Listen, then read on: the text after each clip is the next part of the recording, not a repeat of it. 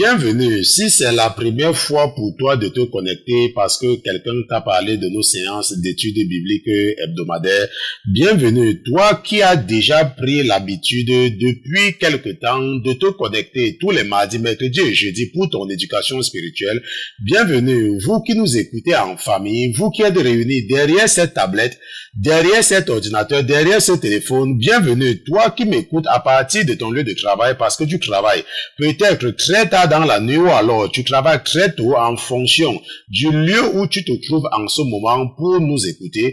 Bienvenue à tous ceux-là qui nous écoutent du côté du Japon et nous saluons également ceux-là qui nous écoutent depuis la Russie et depuis la Chine.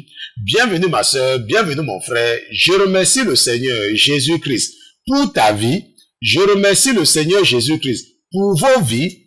Je le remercie d'avoir mis dans vos cœurs de vous intéresser aux choses spirituelles. La parole de Dieu nous enseigne dans le livre de Révélation, qu'on appelle Apocalypse en français.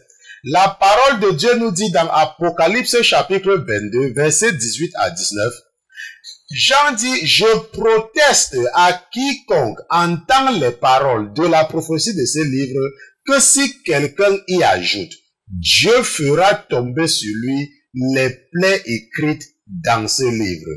Et si quelqu'un retranche des paroles du livre de cette prophétie, Dieu retranchera sa part du livre de vie et de la sainte cité et des choses qui sont écrites dans ce livre. Nous disions que la parole de Dieu nous enseigne dans Apocalypse chapitre 22, des versets 18 à 19, que je proteste à quiconque entend les paroles de la prophétie de ce livre, que si quelqu'un y ajoute, Dieu fera tomber sur lui les plaies écrites dans ce livre. Et si quelqu'un retranche des paroles du livre de cette prophétie, Dieu retranchera sa part du livre de vie et de la sainte cité et des choses qui sont écrites dans ce livre. Je ne sais pas quel est ton niveau spirituel. Je ne sais pas depuis combien de temps tu as donné ta vie à Jésus-Christ. Je ne sais pas ce que l'ennemi essaie d'utiliser pour te détourner de la vérité. Je ne sais pas quel est cet illuminé qui te dit que Jésus, ce n'est pas le nom qu'il avait, qu'on a changé son nom. Qui te dit qu'il n'y a pas le J dans l'alphabet hébreu qui te raconte que Jésus s'appelait pas Jésus, il s'appelait ceci ou s'appelait cela. Mais la parole de Dieu te dit que si quelqu'un retranche ce qui est écrit dans la Bible, son nom sera retranché du livre de vie. Et dans la Bible que tu as en main, dans la Bible que tu lis depuis que tu as accepté Jésus, on a écrit Jésus avec J-E-S-U-S. On n'a pas écrit Yeshua dans ta Bible. On n'a pas écrit Yahshua dans ta Bible. C'est écrit Jésus, c'est écrit Jésus-Christ. Donc, c'est une interpellation de ton Père pour que tu ne te laisses pas tromper par certains illuminés et que tu dois retenir que le nom de Jésus est mentionné 1092 fois dans la Bible en français et 941 fois dans la Bible en anglais. Et en français, c'est dans la traduction d'Osterval. En anglais, c'est dans la traduction de Louis II. Et en anglais, c'est dans la traduction du New King James. Ok, je corrige. Je remercie le Seigneur Jésus pour ta vie. Ce soir, nous allons continuer et nous allons terminer avec ce que nous avons commencé hier, n'est-ce pas? Hier, nous avons commencé à voir si une femme peut-elle prier et imposer les mains à un malade. Et nous avons vu la première partie où nous avons compris, n'est-ce pas, de façon claire et de façon limpide, que la femme n'est pas autorisée à exercer le sacrifice. La femme n'est pas appelée à la sacrificature, mais elle peut œuvrer dans l'œuvre de l'Éternel en se taisant dans les assemblées. Et c'est ça que nous avons vu hier. Et ce que nous allons faire ce soir maintenant, avec la connaissance que nous avons eue hier, nous allons maintenant répondre à la question de cette étude biblique qui, en réalité, je vous ai dit, c'est deux questions. Une femme peut-elle prier Et la deuxième partie, c'est que est-ce qu'une femme peut imposer les mains? N'est-ce pas? Donc, en fait, c'est deux parties. Une femme peut-elle prier pour un malade et une femme peut-elle imposer les mains, n'est-ce pas, à un malade? Ça sera le sujet de notre étude biblique de ce soir. Mais avant toute chose, avant de nous aventurer à utiliser la chair et le sang pour enseigner les princes et les princesses que vous êtes, nous allons d'abord nous assurer de la présence de notre patron dans ce studio. Mais comme notre patron n'est pas un patron ordinaire, comme il est Dieu, comme lui c'est Jésus-Christ de Nazareth, nous allons lui dérouler le tapis rouge et nous allons demander à tous les autres qui se trouvent dans les cieux, qui se trouvent sur la terre, sous la terre et sous la mer, de se taire, le temps pour nous d'accueillir dans ce studio Jésus-Christ de Nazareth. Gardez l'écoute. À tout à l'heure.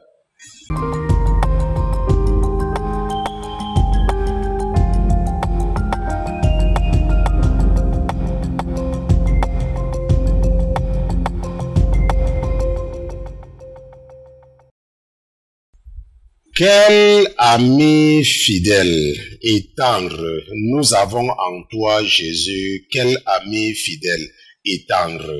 Quelle peine nous portons sur nous, tout simplement parce que nous refusons de venir vers toi avec toutes nos peines, tout simplement parce que nous endurcissons nos cœurs et que parfois nous croyons que nous pouvons nous en sortir sans l'aide de notre Créateur. Seigneur Jésus, quel ami fidèle, mais non seulement en plus d'un ami lorsque nous sommes des enfants, tu es notre Dieu, tu es notre Créateur.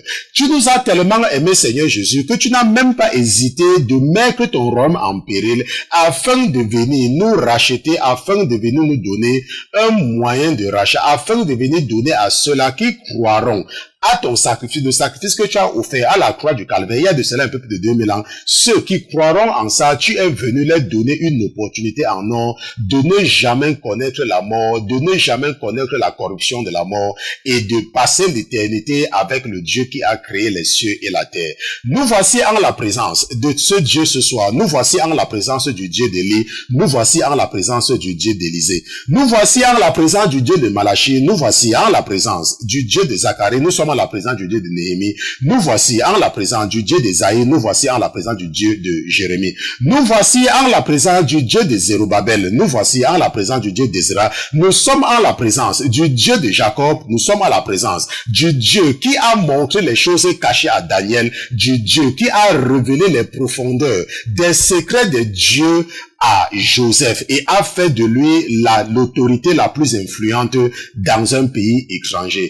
Ta parole nous enseigne, Seigneur Jésus, que si nous marchons dans la fidélité de ta parole et que si nous adoptons une nouveauté de vie, alors partout où la plante de notre pied touchera, tu nous rendras maître de cela. C'est pour cela que mon Dieu, mon roi, tu as fait partie une loque humaine comme moi, quelque part de l'Afrique, et tu l'as amené aux États-Unis et tu le protèges et tu as osé même et tu l'utilises. Non seulement qu'il vivait dans le péché, mais tu as décidé de l'utiliser afin de pouvoir délivrer de la captivité de l'ignorance beaucoup de tes enfants qui étaient encore victimes de la ruse que l'ennemi utilisait pour les maintenir dans la captivité et les conduire progressivement vers la perdition éternelle. Ce soir, mon Dieu, mon roi, nous sommes venus en la présence de notre Père, le même Père qui nous a raconté la parabole de l'enfant prodige. Mon Dieu, mon roi, rappelle-toi que la parabole que tu nous racontes ne nous dit aucunement que le Père n'avait pas reçu le Fils, mais cette parabole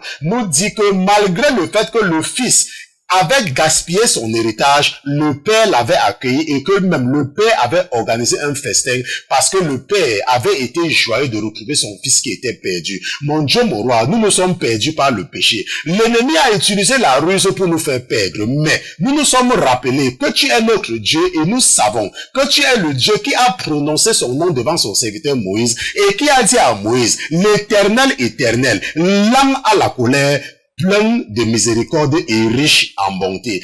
Et c'est sur cette miséricorde que nous venons nous appuyer ce soir. C'est sur cette bonté que nous venons nous appuyer ce soir. Et c'est la colère lente de notre Dieu que nous revendiquons ce soir pour lui demander pardon. Mon Dieu, mon roi, permets-moi de te demander pardon pour ma sœur qui est connectée. Permets-moi de te demander pardon pour mon frère qui est connecté.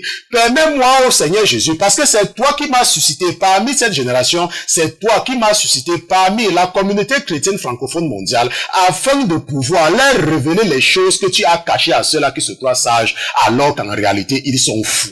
Car ta parole nous enseigne que la prédication de la croix est une folie pour ceux-là qui sont perdus, mais pour nous qui avons reçu la grâce de l'Éternel, c'est une bénédiction. Mon Dieu, mon roi, merci de pardonner mes frères et mes sœurs ce soir. Merci de les sanctifier et de les purifier, conformément à la promesse que tu les as faite par ton serviteur Jean. Mon Dieu, mon roi, nous savons que si nous confessons nos péchés, alors tu es juste et tu es fidèle de nous pardonner et de nous sanctifier.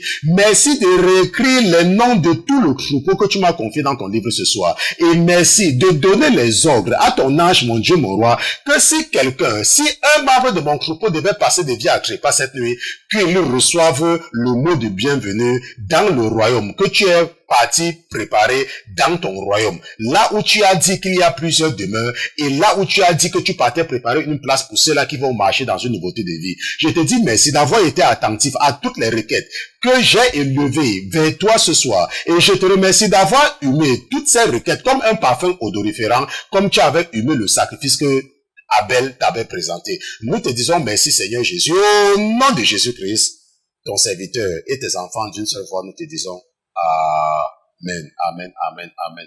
Donc, nous remercions Dieu pour Jésus-Christ. Nous remercions Jésus-Christ pour sa présence parmi nous ce soir. Nous le remercions parce qu'il est Dieu. Nous le remercions parce que sans Jésus-Christ, il nous serait totalement impossible. La Bible dit que Jésus, après la mort, est descendu en enfer, n'est-ce pas, pour prêcher à ceux-là qui n'avaient jamais su qui il était, n'est-ce pas? Et la Bible nous dit que après les 3 jours, il est maintenant revenu, il est monté au ciel et, n'est-ce pas, il est maintenant assis là où il doit s'asseoir. Mais pour le moment, il est encore assis sur le trône de grâce. C'est pour ça que la Bible nous parle, n'est-ce pas, de la dispensation de la grâce. Et je pense que j'ai enseigné même là-dessus, n'est-ce pas, sur la dispensation de la grâce. La dispensation de la grâce n'annule pas la loi. La dispensation de la grâce veut seulement dire que Dieu, n'est-ce pas, n'utilise pas un standard très élevé pour nous qualifier. Ok, c'est ça. Ça veut dire que nous sommes dans une période de grâce. Ok, c'est une période de grâce. Et cette grâce où, n'est-ce pas, nous sommes exempts, n'est-ce pas, de beaucoup de choses. Nous avons déjà le sang qui a été versé, que nous pouvons utiliser à tout moment pour expier nos péchés et pour demander pardon, pour nous purifier. Alors qu'avant, n'est-ce pas, ceux qui nous ont précédés devaient aller acheter les chèvres et les vaches et les boucs, et, n'est-ce pas, et les pigeons. Mais nous pouvons utiliser le même sang, le sang précieux de Dieu, pour le lui présenter à tout moment. Et c'est pour ça que nous parlons de la dispensation de la grâce. Et ce soir, donc, nous allons une fois de plus réveiller, n'est-ce pas, le diable, qui, n'est-ce pas, n'aura pas le sommeil pendant des mois et des mois à cause de cet enseignement qui va se retrouver sur les réseaux sociaux et pour délivrer beaucoup de gens, n'est-ce pas, déjà qu'ils étaient déjà très en activité, n'est-ce pas, aujourd'hui, seulement avec l'audio que nous avons mis en ligne. Bon, le frère Pierre va certainement s'arranger à mettre la partie vidéo en ligne et nous allons continuer, n'est-ce pas, à dénoncer les œuvres des ténèbres parce que c'est la raison pour laquelle Jésus est apparu. Il est apparu pour dénoncer, n'est-ce pas, les œuvres des ténèbres et amener ses enfants à la lumière. Une femme peut-elle prier et imposer les mains à un malade? Ça, c'est le sujet de notre étude biblique et ça sera la suite certainement et la fin peut-être, n'est-ce pas, si l'esprit que votre Père m'a donné, n'est-ce pas, ne m'emmène pas là où je n'avais pas prévu partir.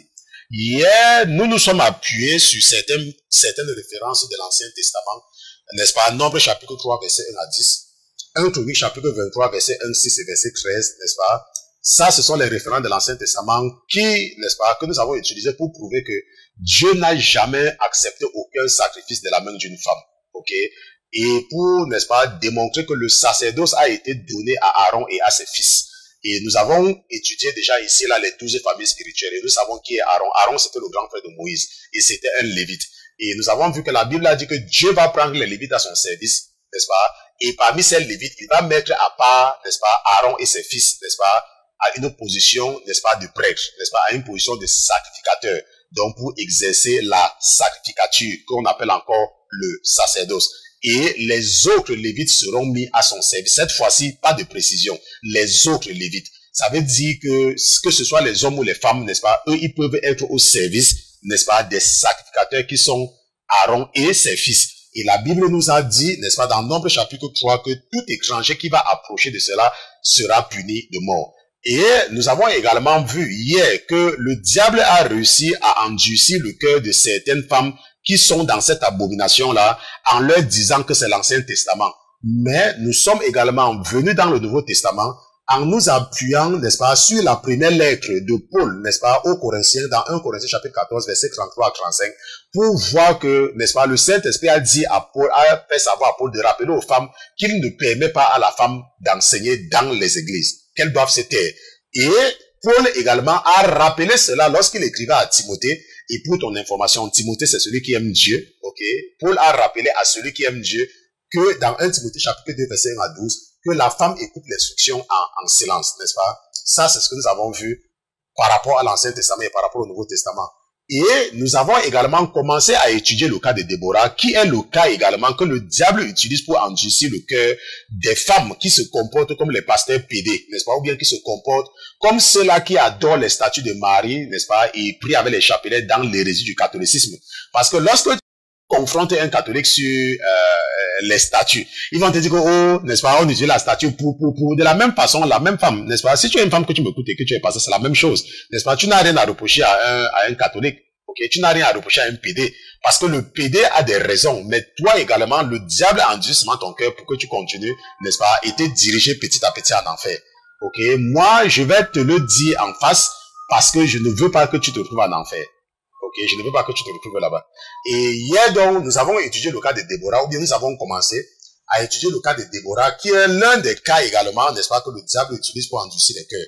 Et hier, je vous ai dit que Déborah est comptée parmi les juges, n'est-ce pas, les juges qui ont jugé Israël pendant la période des juges. Et nous savons qu'il y a eu 15 juges en tout. Et nous avons dit hier que les juges n'étaient pas forcément des sacrificateurs. Les juges étaient les gens qui jugeaient les enfants d'Israël quand ils avaient, n'est-ce pas, des problèmes. N'est-ce pas? Les gens partaient les voir et le juge, n'est-ce pas, arrangeait les problèmes des enfants de Dieu à la base des révélations divines. Ok? À la base de la parole de Dieu, à la base des révélations divines. Mais les enfants d'Israël vont vouloir être comme les autres nations et vont demander un roi. Maintenant, et nous avons donc vu qu'il n'y a que 2 juges qui ont été de la tribu de Lévi, n'est-ce pas? Élie, n'est-ce pas? Et Samuel, n'est-ce pas? Non, je corrige. Il n'y a que 2 juges qui ont été des sacrificateurs, ok? Élie qui était un lévite et Samuel qui n'était pas lévite. Ok, parce que Samuel, c'est le fils de Elkana, que nous voyons dans 1 Samuel. Donc, le fils de Elkana et de Anne, n'est-ce pas, qui était également, je crois, n'est-ce pas, de la tribu d'Éphraïm, si mes souvenirs sont exacts. Mais Samuel sera appelé dans le sacerdoce par Dieu lui-même. N'est-ce pas? Si tu as lu 1 Samuel, ça, tu peux voir ça là-bas. Et nous avons étudié cela. Son seul Élie et Samuel vont être juges et sacrificateurs. Mais lorsque nous regardons les juges, c'est-à-dire que les 13 autres juges ou les 12 autres en dehors de Déborah, ce n'étaient pas des sacrificateurs. Et ce que nous avons vu, c'est que si nous partons regarder la manière que les juges ont été appelés, n'est-ce pas? Regardons par exemple comment Othniel, le premier juge, a été appelé. La Bible dit que puis les enfants d'Israël criaient à l'Éternel et l'Éternel leur suscita un libérateur qui les délivra.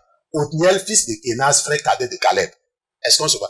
Donc, et la Bible dit que et l'Éternel suscita un libérateur qui les délivra. Ça, c'est quand Dieu va susciter Othniel, n'est-ce pas? Le fils de Kénaz.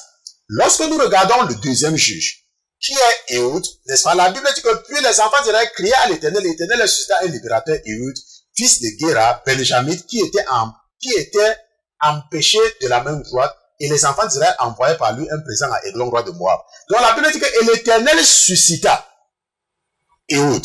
N'est-ce pas? Et si nous partons regarder dans le cas de Shamgar, et on dit qu'après Ehud, il y a eu Shamgar. Bon, maintenant, regardons comment est-ce que Déborah a commencé, ce que la Bible parle par rapport à Déborah. Si nous partons dans Juge chapitre 4 à partir du verset 4 à 5. La Bible dit qu'en ce temps-là, Déborah, prophétesse, femme de Lapidot, jugeait Israël.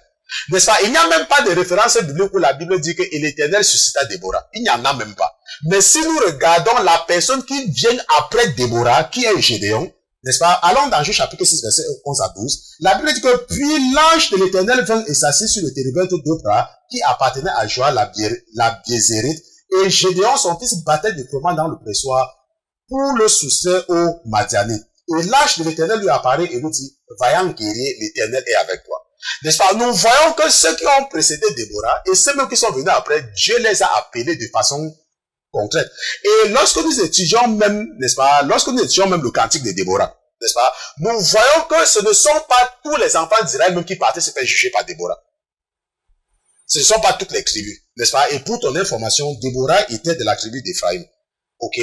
Et ce ne sont même pas tout le monde ne partait même pas avec Déborah. Parce qu'il y avait certains qui savaient que la femme, n'est-ce pas, n'est même pas autorisée à exercer cela. Beaucoup n'étaient même pas partis. Et même Déborah elle-même, au moment d'aller combattre, n'est-ce pas, je crois que c'est Sisera, va faire appel à quelqu'un, à un homme. Est-ce qu'on se comprend? Bon, mais ça, ce n'est même pas important. Même si elle a même été juge, nous sommes en train de vouloir dire que les juges n'étaient pas des sacrificateurs. Les juges n'offraient pas de sacrifices. Pas forcément. Enfin, si tu as été lu des juges, tu vas voir cela. Est-ce que tu me comprends? Bon, maintenant, ce que nous allons faire, n'est-ce pas? Et comme j'ai dit, nous avons déjà vu la fonction du juge. Ce que nous allons faire maintenant, après avoir eu, n'est-ce pas, toutes ces connaissances, nous allons maintenant revenir sur le rêve de la sœur pour pouvoir répondre à la question qu'elle nous a posée, n'est-ce pas? Que un pasteur, une femme peut-elle prier et imposer les mains à un malade? Revenons sur le rêve, n'est-ce pas, de la sœur, n'est-ce pas? Et je pense que la raison pour laquelle j'ai pris le temps avec le sacerdoce des femmes, c'est parce que je voulais juste, n'est-ce pas, apporter cette impression pour que la suite soit un peu plus facile à comprendre. Et ce que tu dois retenir, dans le cas de Déborah, elle était juge. Et juge ne veut pas dire sacrificateur. Je suis en train d'insister là-dessus parce qu'il faut comprendre. N'est-ce pas? Va lire ta Bible, va relire le livre des juges, et tu vas voir que parmi les juges, il y a même Samson. N'est-ce pas? Samson aussi était un juge. Et ils étaient suscités pour libérer les enfants d'Israël, pas pour offrir des sacrifices à Dieu. Ok? On n'en parle pas, on ne les présente pas de cette façon. En dehors, comme je vous ai dit, d'Élie et, n'est-ce pas, de Samuel. Bon, donc maintenant, nous allons donc retourner, n'est-ce pas, au rêve de la sœur, et nous allons lire le rêve de la sœur, et nous allons répondre à la question, n'est-ce pas, en faisant un rappel sur le rêve. Donc, elle dit, bonjour révérend, j'écoutais votre enseignement où vous aviez dit que tous ceux qui vont au pays, c'est pour aller consulter les marabouts. Moi, particulièrement, j'y vais assez souvent, pas pour voir les marabouts, mais pour mes parents. Mais depuis 5 ans, je ne vais plus voir les marabouts car j'ai donné ma vie à Jésus. Ok, donc je pense que ici, là, enfin, tout le monde a compris. Ok, je n'ai pas envie d'aller là-bas. Tout le monde a compris. N'est-ce pas? Elle a dit, depuis 5 ans, je ne vais plus. Ok, donc j'ai donné ma vie à Jésus. C'est l'ignorance qui amène chez les marabouts à cause de nombreux problèmes. Et je pense qu'avant de connaître Jésus, tout le monde passe par là. Ok, moi aussi, je suis passé par là. Donc elle a raison. Maintenant, s'il vous plaît, révérend, je vous explique un rêve. Je suis allé à l'église ici en Europe. J'avais dans une boîte blanche une solution que j'ai composée et pendant l'adoration, je trempais les mains dedans puis j'imposais sur les malades, sur leur ventre, leur tête et ils les guérissaient. À la fin, Maman Blanchette, n'est-ce pas, j'ai changé également le nom, et un diacre me suppliait de leur dire avec quoi j'avais composé cette solution qui guérissait les malades. Je compte sur votre bonne compréhension, votre fille Ruth, n'est-ce pas? Nous l'appelons Ruth, n'est-ce pas, pour préserver son identité. Maintenant, je vous ai dit que lorsque j'ai lu, n'est-ce pas, la correspondance à votre sœur, immédiatement, l'esprit que j'ai reçu m'a dit de quoi il s'agissait. Ok, qu'elle se trouvait dans une église, n'est-ce pas, où Jésus ne se trouve pas, de toutes les façons. Et c'est pour cela que, parce que je voulais vous expliquer cette situation que je suis revenu sur ce que la Bible dit par rapport aux femmes pasteurs. Et effectivement, dans son église, n'est-ce pas, elle dit c'est une femme pasteur. Et je lui ai dit, n'est-ce pas, de quitter cette église-là. Que j'ai répondu à la sœur, n'est-ce pas? Et je lui ai même demandé de quitter cette église. Je n'ai pas l'habitude de demander aux gens de quitter l'église, mais si je sais que tu m'écoutes et que par la suite je me rends compte que tu fréquentes une église où c'est une femme qui est pasteur, je vais te demander de quitter parce que Dieu ne se trouve dans aucune église où une femme est pasteur. Il ne se trouve pas là-bas. Pas du moins le Dieu que nous prêchons ici à la Sainteté FM. Ok, Dieu ne se trouve pas là-bas. Et le rêve de la sœur était là pour lui confirmer que comment est-ce que elle, et vous allez comprendre pourquoi tout à l'heure, n'est-ce pas? Comment est-ce que elle, avec la vie qu'elle menait, jusqu'à un passé qui n'est pas très loin, n'est-ce pas, pouvait faire des miracles jusqu'à ce que, n'est-ce pas, quelqu'un qui se dit pasteur vient, n'est-ce pas, la supplier de lui donner aussi pour faire les miracles. N'est-ce pas? Ce qui veut dire que ce sont des gens qui sont prêts à tout pour avoir le pouvoir. Et d'ailleurs, même quand je lui disais ça, mon esprit m'a dit que ce sont des gens qui sont partis avoir le pouvoir ailleurs. Ce sont des gens qui veulent le pouvoir. N'est-ce pas? Qui n'agissent pas sous l'inspiration du Saint-Esprit. Et c'est ce que je lui ai dit. Je lui ai conseillé de quitter cette église-là. Et si tu m'écoutes également et que tu pars dans une église où une femme dirige la prière, où une femme est pasteur, je te conseille de quitter cette église. Jésus n'est pas là-bas.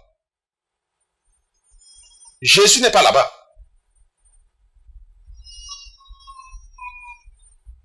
Il n'y a aucune différence entre une église où une femme est pasteur et une église où, et un prêtre et le catholique. Il n'y a même pas de différence. Ou une église où un pasteur est pédé. Il n'y a aucune différence. C'est la même chose. Donc, en fait, tu es en train d'aller quelque part qui est, n'est-ce pas, qui est un endroit pollué, en fait. Parce que l'Esprit de Dieu n'est pas là-bas. Bon, maintenant, nous allons lire quelque chose sur la sœur. Ok? Parce que j'ai obtenu son autorisation. Nous allons lire quelque chose et vous allez avoir une idée de qui est la personne qui a eu ces rêves. Est-ce que vous me comprenez? Et qui est la personne qui a eu ce rêve-ci-là? Où elle avait fait, n'est-ce pas, une potion, où elle mettait les mains, elle guérissait les malades. Nous allons voir. Lisons, n'est-ce pas, la suite, n'est-ce pas, une autre lettre qu'elle m'a envoyée. Parce que je pense que si votre père a mis dans son cœur, n'est-ce pas, de m'envoyer tout ceci, c'est certainement parce que il y a quelque chose qu'il voulait faire. Elle a encouragé à me raconter des choses pour justement préciser tout ce que je suis en train de vous dire. Ok?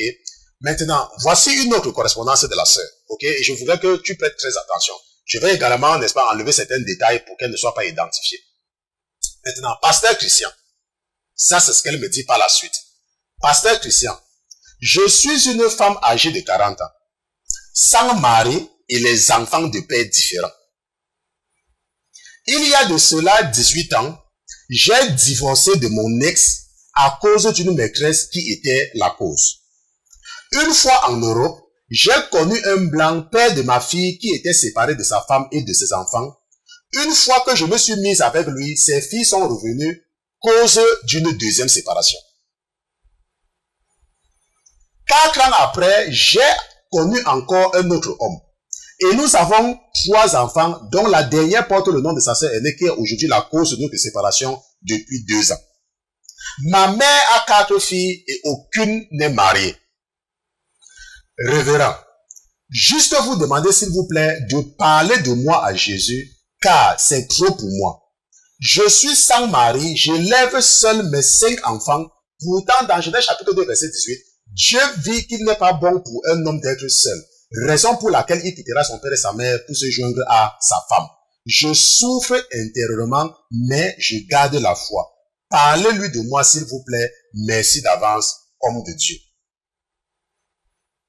N'est-ce pas? Bon, maintenant, ça, c'est la personne qui a eu le rêve. Je ne veux pas que nous ne sommes pas là pour juger la sœur. Est-ce qu'on se comprend? Mais, la raison pour laquelle je suis en train de vous faire lire cela, c'est pour vous donner une idée de la personne qui a eu le rêve et qui était en train d'imposer les mains. Est-ce qu'on se comprend? De la personne qui a eu le rêve et qui était en train d'imposer les mains. Et la personne que les pasteurs viennent supplier de leur donner ce qu'elle a.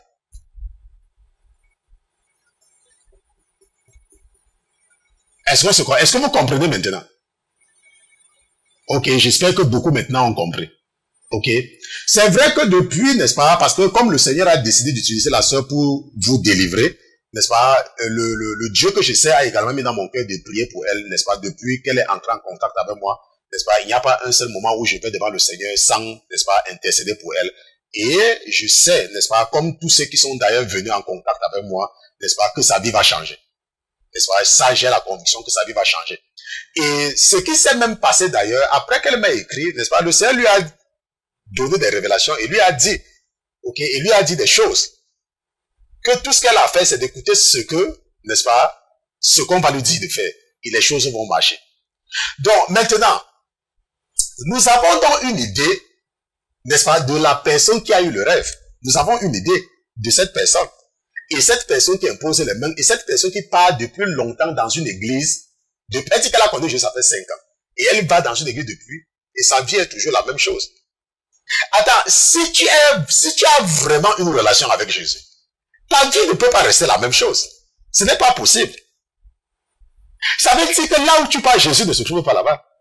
Et j'ai dit à la sœur que je ne sais pas ce qu'elle a fait récemment ou ce qu'elle a fait dans le passé pour que Dieu même lui rende visite. Parce que le seul fait même, qu'elle soit même au courant même que la sainteté FM existe, c'est une bénédiction.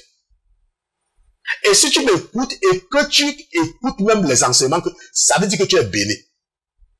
Ça veut dire que Dieu a un plan pour toi avant même je ne parle même pas. Bon, maintenant, une femme peut-elle prier pour un malade? Nous allons répondre à cette question à la base de la parole de Dieu. Parce que ici, à la Sainteté FM, nous ne sortons jamais de la parole de Dieu. Nous utilisons la parole de Dieu pour expliquer la parole. Nous ne sortons pas du cadre de la parole de Dieu. Et nous allons répondre à la première partie, n'est-ce pas, de la question, est-ce qu'une femme peut prier pour un malade? Est-ce qu'une femme peut prier pour un malade? Nous allons partir dans 1 Samuel. Nous allons partir dans 1 Samuel, chapitre... Bon, je suis encore dans le Nouveau Testament, je dois partir dans 1 Samuel. Donc, partons dans 1 Samuel, chapitre 1. Lisons, n'est-ce pas, à partir du verset 9. La Bible dit, « Or, après avoir mangé et bu à Silo, Anne se leva et Élie le sacrificateur était assis sur son siège auprès d'un des poteaux du temple de l'Éternel. Elle donc, l'âme pleine d'amertume, pria l'Éternel en répandant beaucoup de larmes. Et elle fit un vœu et dit, l'Éternel des armées, si tu daignes regarder l'affliction de ta servante, si tu te souviens de moi et si tu n'oublies point ta servante, et si tu donnes à ta servante un enfant mâle, je le donnerai à l'Éternel pour tous les jours de sa vie, et le rasoir ne passera point sur sa tête. Et comme elle prolongeait sa prière devant l'Éternel, Élie observait sa bouche. Or, Anne parlait dans son cœur, remuant seulement les lèvres, et l'on n'entendait point sa voix. Élie crut qu'elle était ivre. Et Élie lui dit, jusqu'à quand seras-tu ivre? Va faire passer ton vin. Mais Anne répondit et dit, non, mon Seigneur, je suis une femme affligée en son esprit, et je n'ai bu ni vin ni boisson forte, mais je répandais mon âme devant l'Éternel. La Bible nous donne le cas d'une femme, Anne, la mère de Samuel. Nous prenons un exemple parce que si nous trouvons déjà une référence biblique, ça va. N'est-ce pas? Quand tu veux prouver que quelque chose est vrai, tu n'as pas besoin de prendre autre chose d'exemple. N'est-ce pas? Nous allons seulement prendre un seul exemple pour prouver ou bien pour répondre à la première partie de la question. Est-ce qu'une femme peut prier pour un malade? Ok. Dans ce cas, Anne n'est pas en train de prier pour un malade, mais Anne elle-même a un problème. Et elle prie Dieu. Et dans 1 Samuel, dans ce que nous venons de lire, nous voyons qu'elle va prier. N'est-ce pas? Elle va prier. Est-ce que c'est pas? Elle va prier. La Bible dit que Anne va prier. N'est-ce pas? Et Anne était stérile. Maintenant, et nous voyons par la suite que, n'est-ce pas? Et nous voyons par la suite, si nous lisons toujours, n'est-ce pas, avec l'histoire de Anne, nous allons voir que au verset 20, c'est qu'il arriva dans le courant de l'année que Anne conçut et enfanta un fils et le nomma Samuel. Donc, ce que nous pouvons donc affirmer seulement avec le simple cas de Anne, c'est qu'une femme peut prier. N'est-ce pas? Tout le monde peut prier. N'est-ce pas? Il n'y a aucune référence biblique qui dit que personne ne doit prier. La Bible dit que prier sans cesse. Et rendez grâce en toutes choses.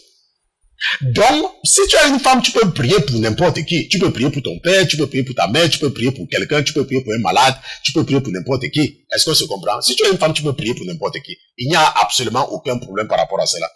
Est-ce qu'on se comprend? Il n'y a pas une restriction que tu as une femme, tu ne peux pas prier pour telle ou tu ne peux pas prier pour telle. Non, tu peux prier pour tout le monde. Est-ce qu'on se comprend?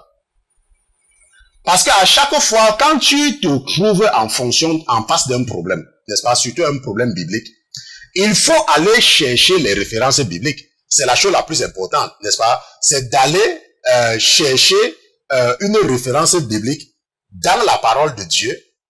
Et si tu arrives à avoir une référence biblique, alors il n'y a pas de problème. Ok? Maintenant, la deuxième partie de la question de la sœur, c'est que est-ce qu'une femme peut imposer les mains à un malade? Nous allons partir dans la parole de Dieu.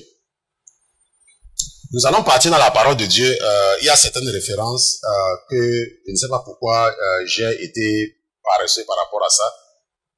Mais je suis obligé, n'est-ce pas, de repartir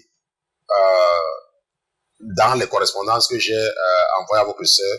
Parce que pour une raison, j'ai envie de vous donner quelques références bibliques, mais ces références-là, pour une raison que je ne comprends pas, ne se trouvent pas sur ma fiche. En fait, peut-être parce que tout à l'heure, j'ai passé beaucoup plus de temps à préparer la traduction du discours de Donald Trump, ce qui fait que ça ne m'a pas donné assez de temps de revoir totalement la copie pour la deuxième partie. Bon, je sais pas pourquoi, mais nous allons partir dans les références que j'ai données à votre sœur, et juste pour prendre quelques passages bibliques où, n'est-ce pas, la parole de Dieu nous montre, n'est-ce pas, comment certaines personnes ont imposé les mains. C'est ça que je suis en train de chercher.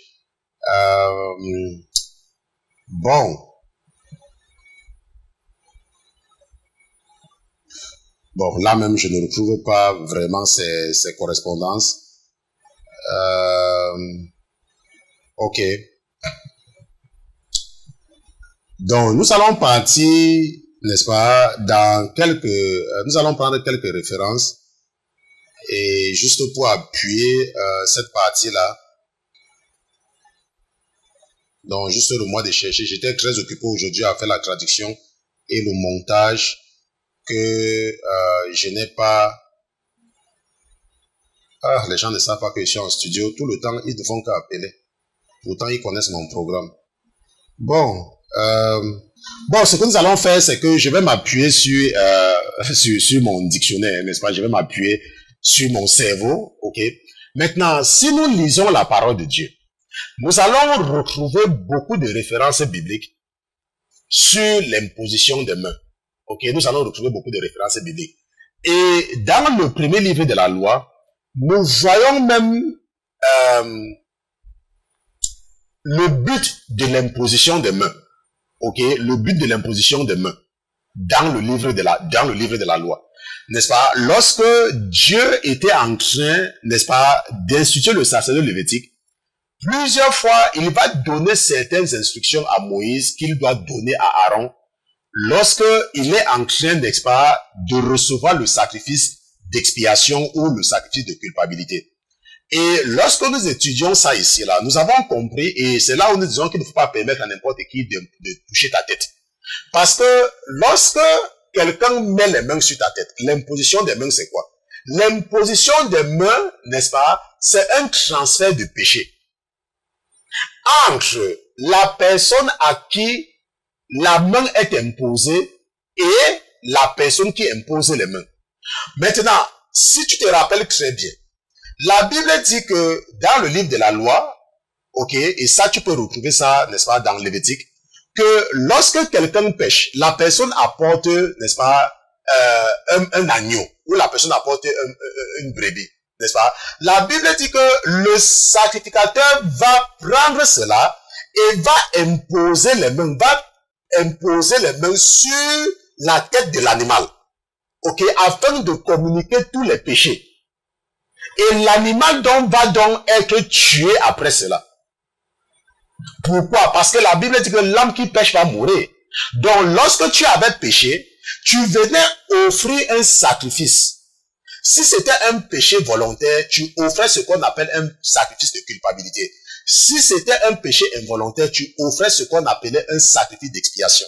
Et la Bible dit que tu amenais ça chez le sacrificateur, Aaron et ses fils, et ils prenaient cela et ils posaient leurs mains, n'est-ce pas, ils mettaient la main sur la tête, n'est-ce pas, de l'animal, et ça c'était pour le transfert des péchés. De la même façon, lorsque nous regardons dans le Nouveau Testament, il y a beaucoup de références d'imposition de mains. Est-ce qu'on se comprend? Quand Paul sera aveugle, Jésus va dire, n'est-ce pas, à Ananias, d'aller imposer les mains à Paul. Est-ce qu'on se comprend? Donc, l'imposition des mains, c'est quelque chose qui a pour but, n'est-ce pas, de transférer les péchés de quelqu'un à un autre ou alors de quelqu'un à un animal. Et chaque fois qu'on imposait les mains à l'animal, l'animal mourait. Parce que l'animal portait les péchés et toute personne qui pêche doit mourir. Et c'était une façon pour Dieu de nous raconter quelque chose. Bon, maintenant, mais lorsque tu regardes dans la Bible, il n'y a aucune référence biblique où une femme a imposé les mains à quelqu'un. Parce que l'imposition des mains est relative au sacrifice. Est-ce qu'on se comprend? L'imposition des mains est relative au sacrifice. Il n'y a aucune référence biblique. Donc, est-ce qu'une femme peut imposer les mains à un malade? Non. Une femme ne peut pas imposer les mains à un malade. Une femme peut prier pour un malade. Ça, c'est vrai. Mais tu n'es pas autorisé à imposer les mains à un malade. Ça ne se trouve pas dans la Bible. Et lorsque tu es un chrétien ou lorsque tu es un enfant de Dieu, tu dois seulement faire quelque chose si tu vois un antécédent biblique. Mais si tu ne vois pas un antécédent biblique, ne le fais pas. Si une personne est malade, tu peux aller rendre visite à la personne à l'hôpital et prier pour la personne. Moi, mon équipe d'intercession est constituée de femmes qui intercèdent pour moi jour et nuit. En dehors de vous autres, à travers le monde qui intercèdent pour moi, même mon équipe d'intercession sont les femmes. Donc, une femme peut intercéder pour quelqu'un, une femme peut prier pour quelqu'un, elle peut gêner pour quelqu'un, mais pas imposer les mains. Pourquoi? Parce que ça ne se trouve pas dans la Bible. Et je vous ai toujours dit que quand quelque chose ne se trouve pas dans la Bible, il ne faut pas faire. Est-ce qu'on se comprend? Il ne faut pas seulement faire cela. Si quelqu'un est malade, tu peux voir la personne à l'hôpital. Ok? Et quand tu vas voir la personne à l'hôpital, tu pries pour la personne. Tu pries pour la personne. Est-ce qu'on se comprend? Tu pries pour la personne. Peut-être si tu as peut-être l'huile, n'est-ce pas, l'huile peut-être que le pasteur a béni, n'est-ce pas, tu peux peut-être oindre le lit de la personne avec, n'est-ce pas, sceller, n'est-ce pas, et tout, mais tu n'es pas autorisé à imposer les mains à la personne, à un malade, pas une femme. Pourquoi? Je réponds encore une fois de plus à la question, parce qu'il n'y a aucun antécédent biblique, donc il ne faut pas le faire. Puisque tu ne sais même pas ce que tu es en train de faire. L'imposition des mains, c'est une communication de péché. Et moi, depuis que je suis entré dans le ministère, je peux compter le nombre de personnes à qui j'ai imposé les mains. Je peux compter le nombre de personnes à qui j'ai imposé les mains. Ça ne dépasse même pas 3. Et parmi les 3 même, c'est même parce que une fois, je me rappelle, il y a une jeune fille qui était malade, et elle était très malade. Et elle était à l'hôpital, n'est-ce pas, depuis des semaines. Et on ne savait pas ce qui n'allait pas. Et un jour, pendant nos séances de prière, parce que nous avons les séances de prière, n'est-ce pas, tous les vendredis, et si tu viens aux États-Unis, nous sommes dans le Bronx, à New York, n'est-ce pas, nous avons les séances de délivrance tous les vendredis, ok?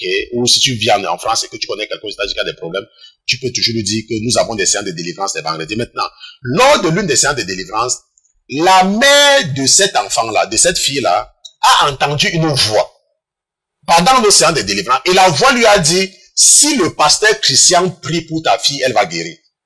C'est ce que la voix lui a dit. Mais elle ne me connaissait pas. Mais elle a seulement entendu une voix qui lui a dit, si le pasteur Christian prie pour ta fille, elle va guérir.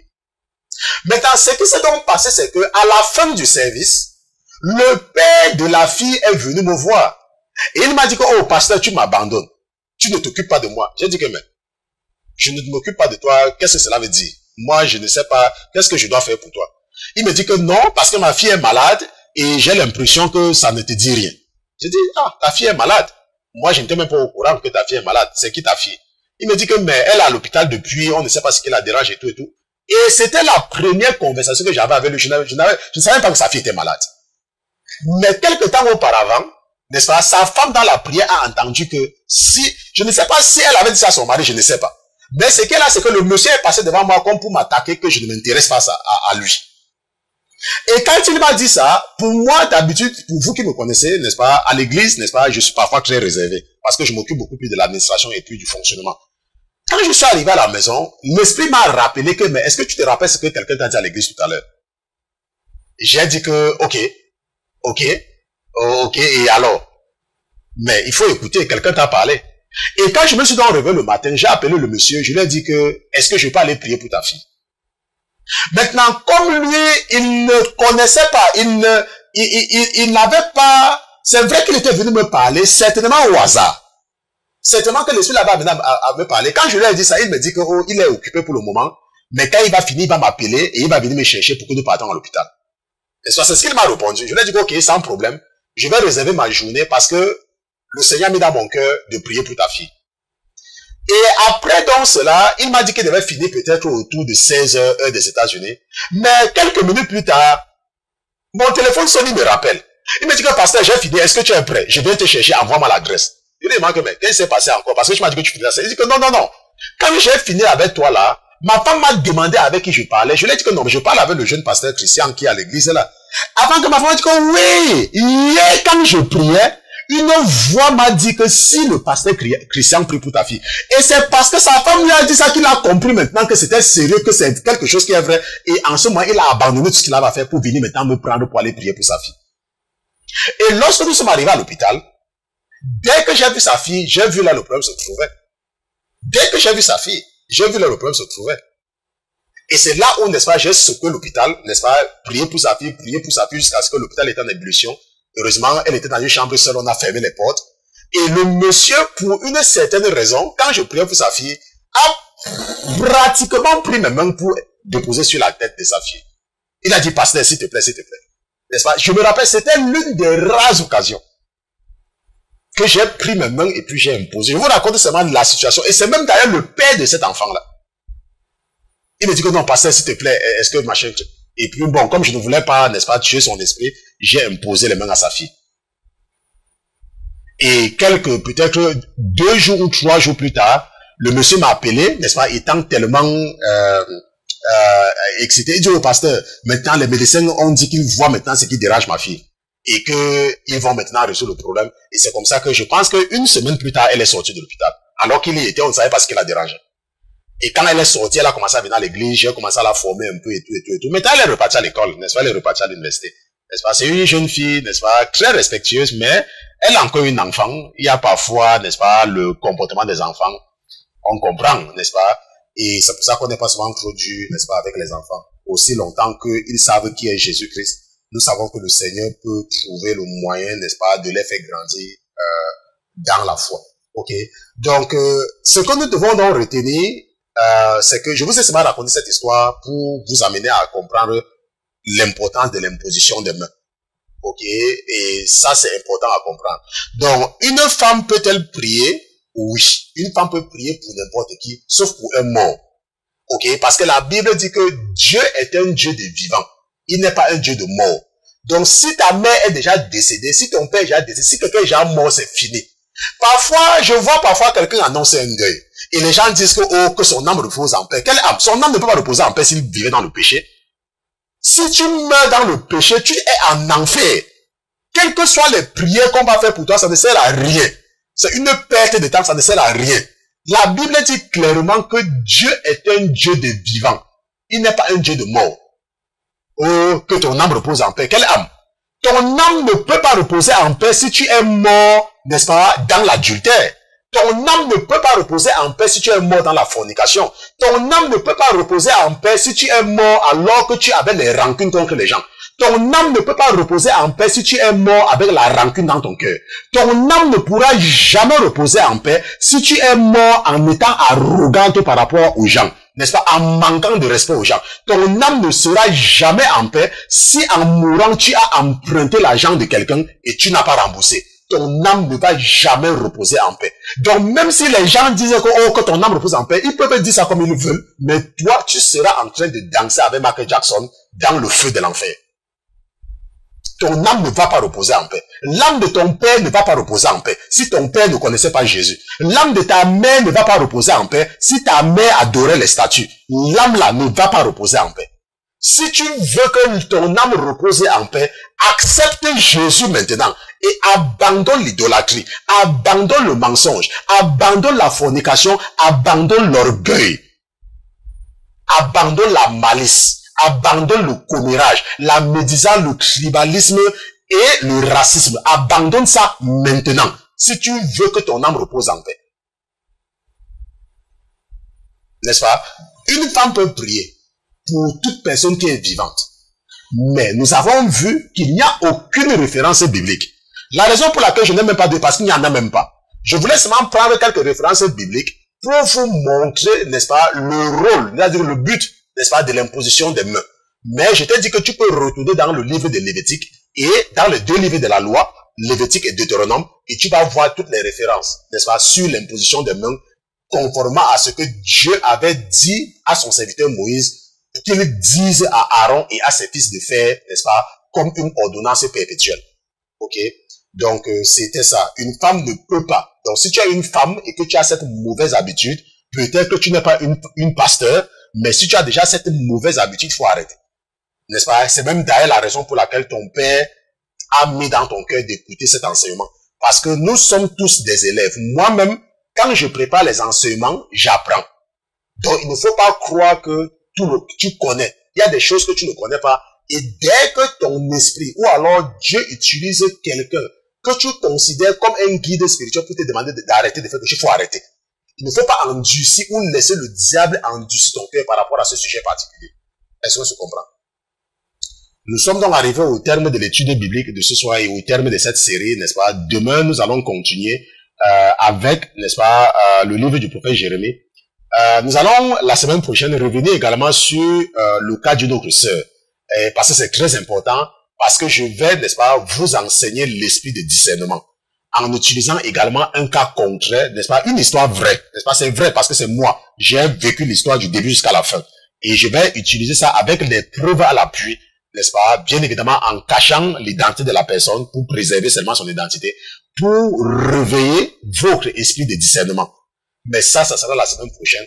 Demain, si votre père met dans mon cœur d'être en studio, n'est-ce pas, nous allons nous retrouver et nous allons repartir dans le livre du prophète Jérémie pour continuer avec notre série d'études bibliques. Nous allons prier. Seigneur Jésus, je te remercie d'avoir été présent ce soir avec nous. Je te remercie pour ma vie, je te remercie pour ma foi.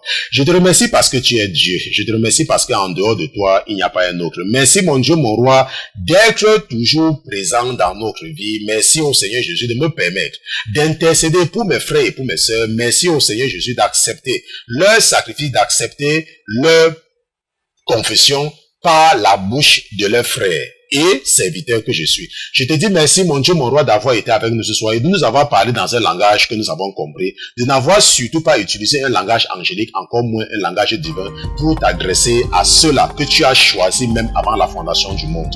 Nous te disons merci pour ta fidélité. Au nom de Jésus-Christ, ton serviteur et tes enfants d'une seule voix, nous te disons Amen, Amen, Amen, Amen, Amen.